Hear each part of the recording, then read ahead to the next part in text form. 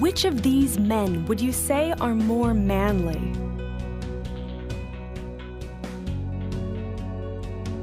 And which of these women look as if they are more feminine?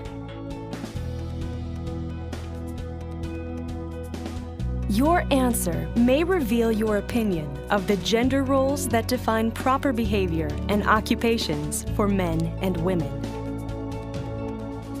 For many centuries, gender roles were pretty simple and somewhat similar. In everyday life, men and women shared the work on the farm and in businesses that were run from the home.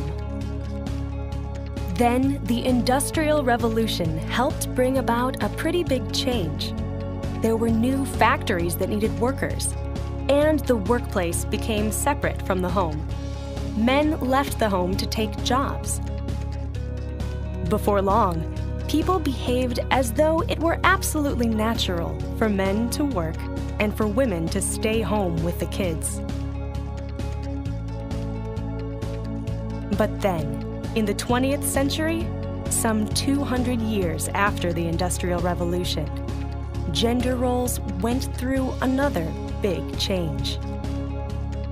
When men went off to fight in World War I and World War II, women filled in at factories, offices, and stores. Many women loved these new opportunities. They felt as if they had been freed from the home and didn't want to return to homemaking when the war was over, acting as though nothing had changed. Many sought education in fields dominated by men. Soon they were becoming doctors, business leaders, and even heads of state. Some men who welcomed this change decided they wanted to be nurses, teachers, secretaries, and receptionists. More men started staying home with the children. But there were people who resisted this change. Even today, some still look down on women with children who work outside the home. In many fields, women who perform the same job as men are paid less. They feel as though their employers don't value them as much. Men whose jobs are considered feminine often feel as if society doesn't take them seriously. More men hold jobs as nurses today than ever before. But some people who can't cope with these changes behave as though this is a strange job for a man to want. And what happens next? No one knows. Perhaps children who are growing up today will be able to choose to be anything they want.